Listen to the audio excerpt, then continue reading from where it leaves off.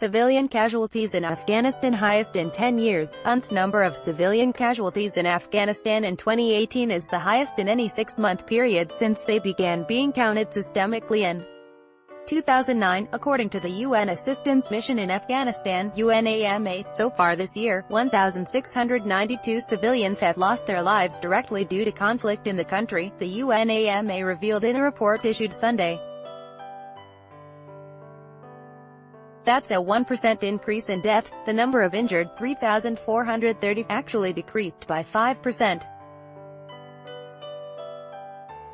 The leading cause of civilian casualties were improvised explosive devices, IEDs. Suicide and non-suicide IEDs were responsible for nearly half of all civilian casualties. Ground engagements were the second leading cause. Child casualties, 363 deaths and 992 injured, fell 15% year-on-year, with nearly 90% attributed to explosive remnants. Attacks from the air killed 149 civilians and injured 204, the report found, with 52% of those casualties attributed to the Afghan Air Force. 45% of those killed in aerial attacks died at the hands of international military forces, meaning the U.S., which has waged war there for nearly 17 years. 3% of deaths were attributed to unidentified pro-government forces. The UN found that casualties related to some types of combat decreased. Ground engagements caused 18% fewer civilian deaths and injuries, it noted.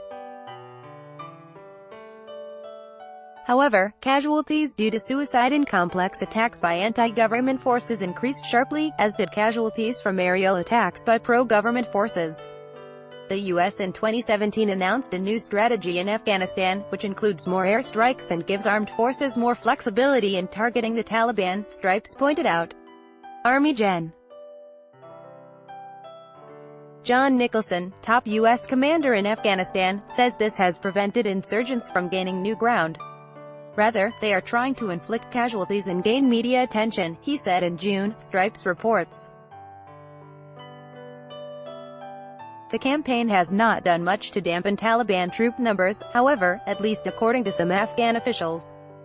In June, Afghan General Laal Janzahir said the government was battling some 77,500 militants, more than double previous estimates. The report, which covers the period from January 1 to June 30, 2018, points out that civilian casualty figures reached record highs despite the 3-day ceasefires in mid-June of both the Afghan government and the Taliban.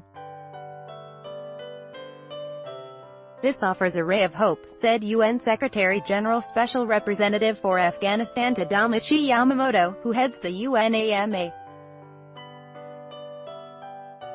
The brief ceasefire demonstrated that the fighting can be stopped and that Afghan civilians no longer need to bear the brunt of the war, he said. We urge parties to seize all opportunities to find a peaceful settlement. This is the best way that they can protect all civilians.